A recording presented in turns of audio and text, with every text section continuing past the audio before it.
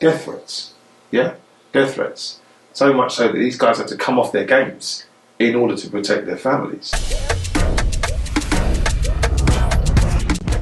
I do feel referees should speak, because if his interview is followed up by another interview, the week after that, another interview, suddenly you've got some momentum, and it's better than any campaign you could think of that the authorities as stakeholders put hundreds of thousands of pounds into with no real results. We had the back end of last season, Anthony Taylor and Michael Oliver, they were targeted again. Death threats.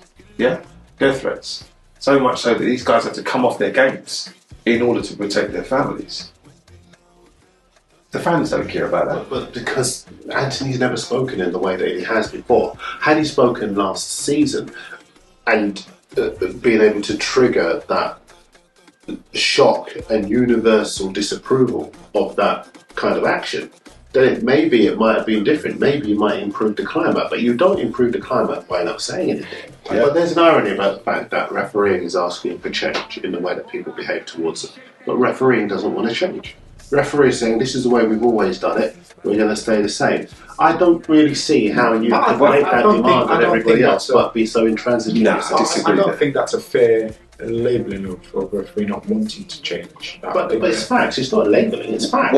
Which referee is saying, we don't speak, full stop. 10 years ago, you never had Howard Webb doing my crop as an example. You would never have seen it, you wouldn't have known anyone in referee leadership having that conversation. 5-6 years ago, the FA were reluctant to collaborate with the likes of BAMREF or even want to acknowledge there is an issue. But what also needs to recognise that not everyone in refereeing has the ability and capability to lead from the front. And so you have to be very selective as to those that you expose. Anthony Taylor is an example, he's a great ambassador, role model. He's still in the game, but he's been at all various levels. So he has that confident ability to tackle the press cohorts and be able to say the right things, but even he has to be guarded around how he manages that communication. Not every player is a good communicator. Not every manager is a good communicator. But it's required of them after matches. I don't think it helps referees themselves or the move to get football fans to understand the pressures referees are under if referees are not speaking, if referees are not open and honest about where they are. I think Anthony Taylor's interview has the potential to be massive in terms of driving change and getting football fans to understand. But if it's not followed up by anything, where have you left yourselves? It's a drop in the ocean, and I don't think that is going to help refereeing.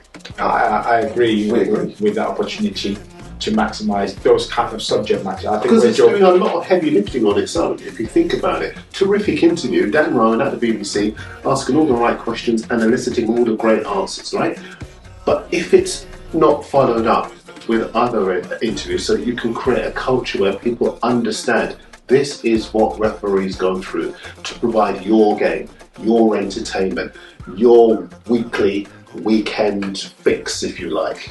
This is what we go through. Then how do you help to improve that climate of refereeing? Don't worry, then we're doing that here at BAMREF Show. That's what we're doing there, my friend.